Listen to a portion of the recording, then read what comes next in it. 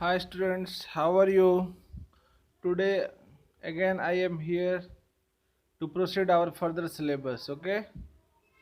In previous video we discussed about the free fall, okay?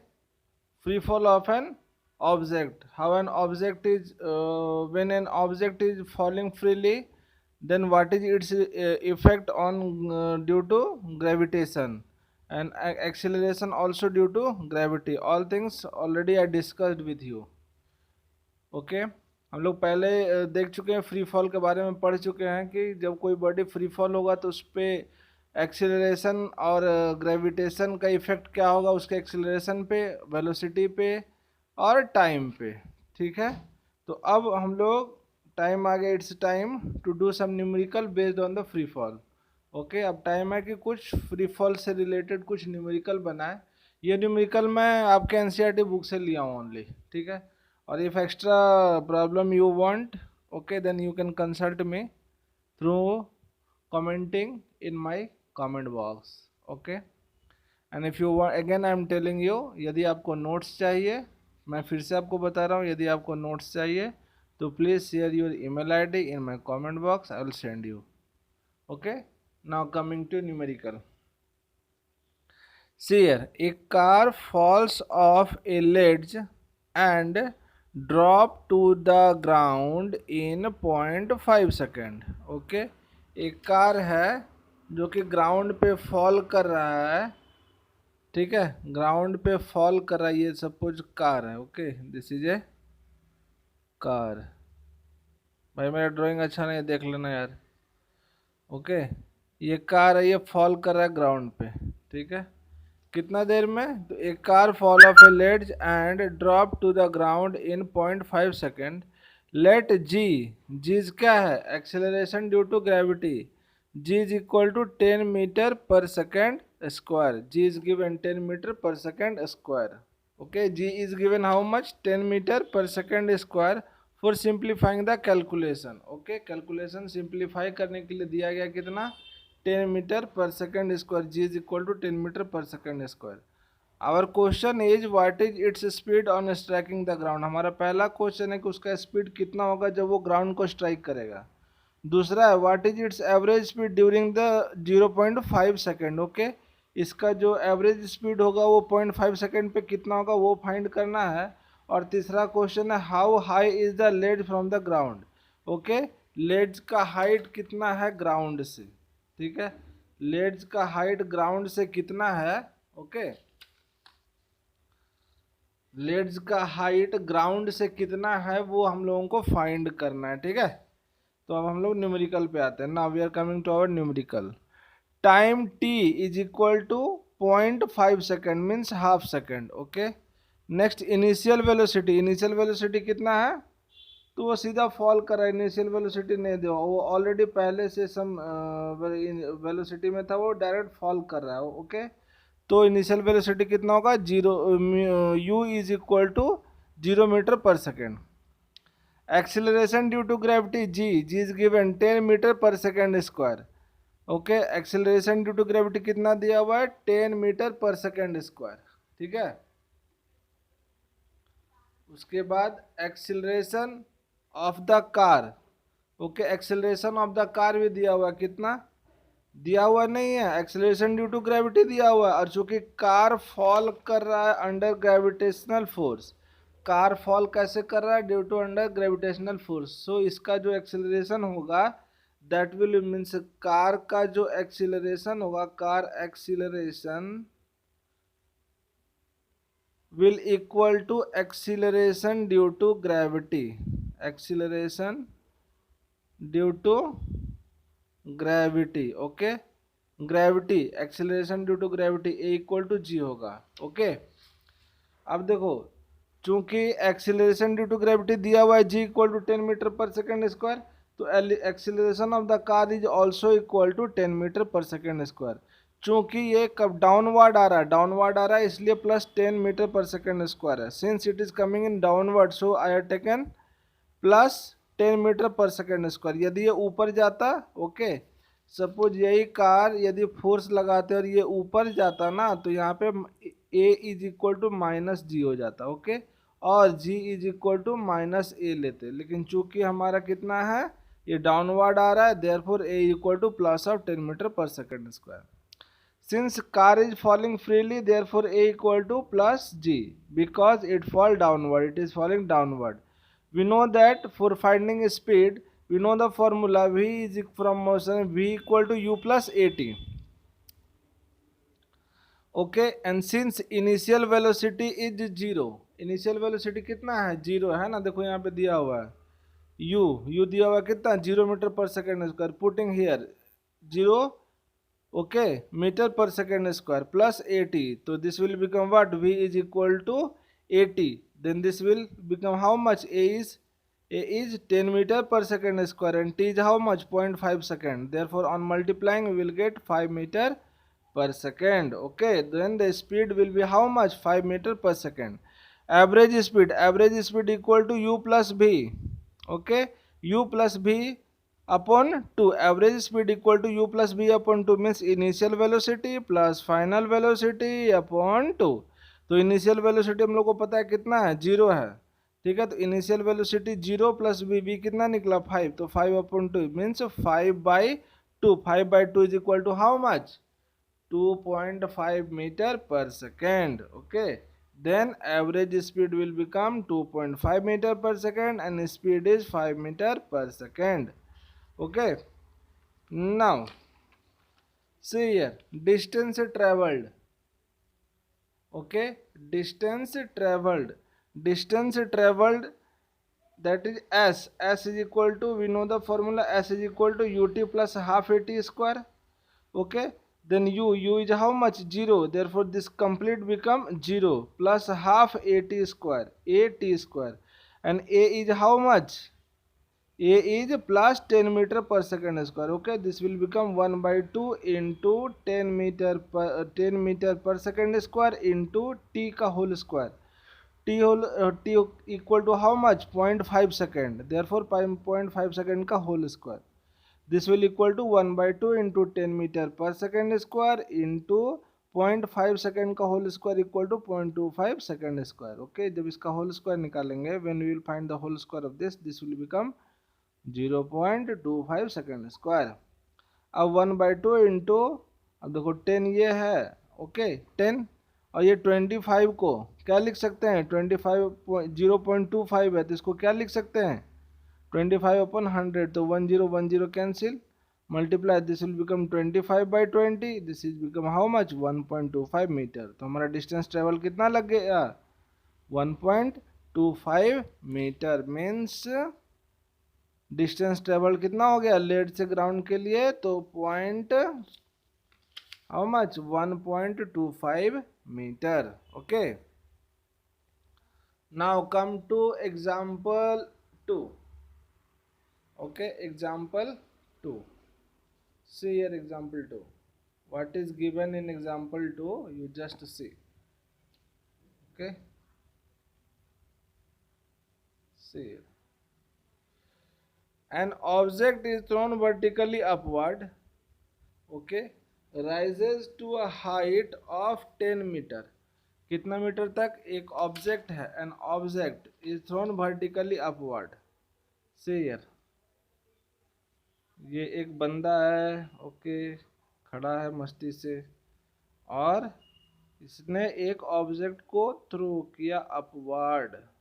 Okay, this is object, okay, vertically upward throw किया, ठीक है. अब an object is thrown vertically upward and rises to height of 10 metre. Okay, और ये height कितना है, 10 metre, height कितना है, 10 मीटर हाइट तक गया वो, ठीक. कैलकुलेट फर्स्ट क्या, the velocity with which object was thrown upward. Okay, वह वेलोसिटी फाइंड करना है जिस वेलोसिटी से ऑब्जेक्ट को अपवर्ड थ्रो किया गया, वो वेलोसिटी फाइंड करनी है, ठीक है. We will have to find the velocity with which object is thrown upward. Next question क्या है, the time taken by object to reach the highest point. Okay, यहाँ हाईएस्ट पॉइंट पहुँचने में कितना टाइम लगा वो निकालना है. क्या क्या निकालना था? पहला पहला क्वेश्चन क्या था हम लोग का? पहला क्या निकालना था कि वेलोसिटी जिससे इसको ऊपर फेंका गया वो वेलोसिटी, और दूसरा क्या निकालना है कि वह टाइम जिस पे मैक्सिमम हाइट को रीच किया, वो हाइट वो टाइम निकालना है, ठीक है। Therefore solution, height, distance travelled S is equal to how much? 10 metre. Okay, S is equal to how much? 10 metre given. See here, an object is thrown vertically upward and rises to height of 10 metre. Height दिया हुआ है मतलब distance दिया हुआ है, travelled कितना किया? 10 metre किया। फाइनल वेलोसिटी कितना है? तो final velocity at the top कितना हो जाएगा? 0 metre per second. Acceleration due to gravity, हम जानते हैं कि एक्सेलरेशन ड्यू टू ग्रेविटी क्या क्या होगा जब कोई ऑब्जेक्ट को फेंकते ऊपर, तो that is 9.8 metre per second square.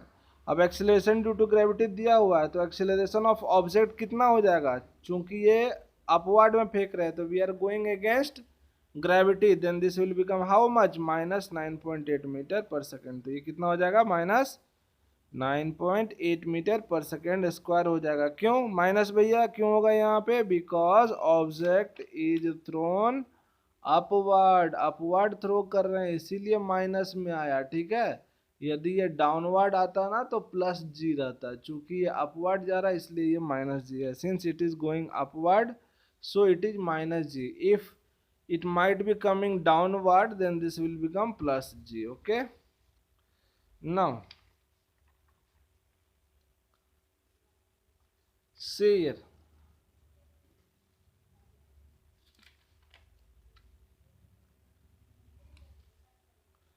we know that for finding first what we have to find, okay हमें फाइंड क्या करनी है?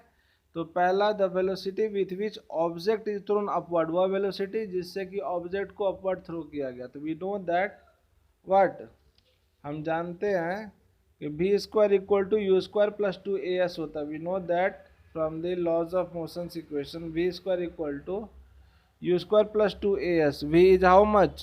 At maximum height the final velocity is 0, therefore v will become 0 and 0 is equal to u square plus 2as। a is what? Acceleration of the object, and acceleration of the object is equal to acceleration due to gravity only। okay, हम जानते हैं freely falling में कि acceleration जो object होगा वो acceleration due to gravity ही होगा। जब वो डाउनवर्ड आएगा तो प्लस जी होगा, जब अपवर्ड जाएगा तो माइनस जी होगा। Okay, when it will go upward then it will minus g, when it will come downward then it will come plus g. Okay, since it is object is thrown upward therefore it is taken as minus g, means minus 9.8 metre per second square.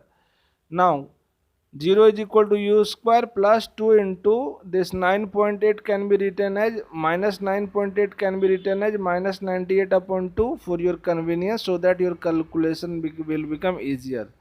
Meter per second square into 10. Now this 10 cancel. Okay, this 10 and this 10 will get cancelled. Multiply it. This will become u square minus 196 meter square per second square.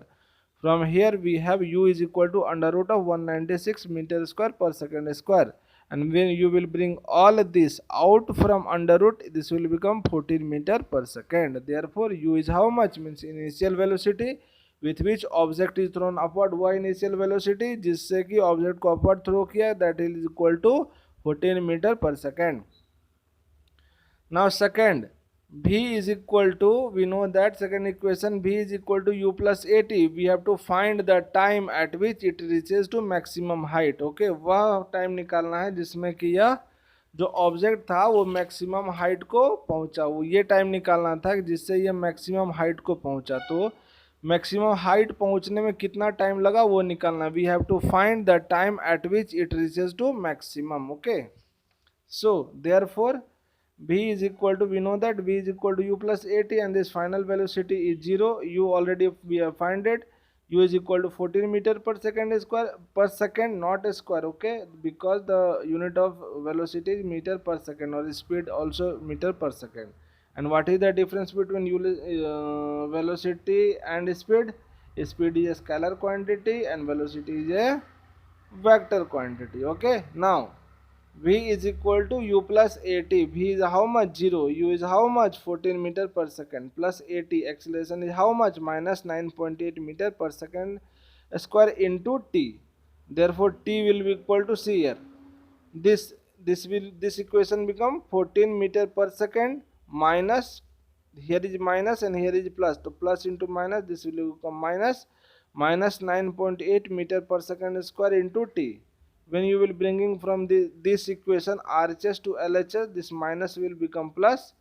Okay, 9.8 meter per second square into t is equal to 14 meter per second. Therefore t is equal to 14 upon 9.8 meter 9.8 meter per second square. Okay, t is equal to 14 meter per second upon 9.8 meter per second square. This will become how much?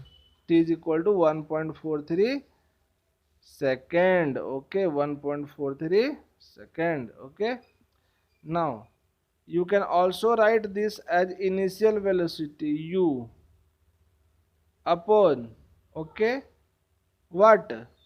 Since it is coming where it is going upward, then you can write it minus of minus g. Okay, then minus minus plus u become how much? U by g. T become u by g. Okay, u is what? Initial velocity, and g is what? Acceleration due to gravity, which is given as 9.8. Therefore it will become what? T is equal to 1.43 second. Therefore from the above equation we have initial velocity u equal to 14 meter per second, means u initial velocity जिसके द्वारा कि object को overthrow किया गया, okay, वह velocity जिससे कि object को अपवर्ड थ्रो किया गया, वह वेलोसिटी होगा, that velocity is equal to how much? 14 metre per second.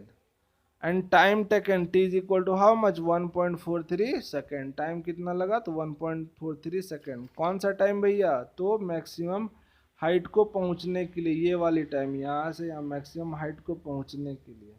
Okay, ये वाली, ये मैक्सिमम हाइट पहुंचने के लिए कितना टाइम लगेगा? तो 1.43 सेकेंड. अब ये देखिए क्वेश्चन है, this is question from your NCERT book only. What do you mean by free fall? Free fall का मीनिंग क्या है, जो मैं ऑलरेडी वीडियो में बता भी चुका हूँ, और again I am telling you, if you want notes then please send your email id in my comment box. I will send you hard copy of notes. What do you mean by acceleration due to gravity? Okay, this is the second question which also already I discussed with you. Okay, again I am telling you, my children, please subscribe my channel.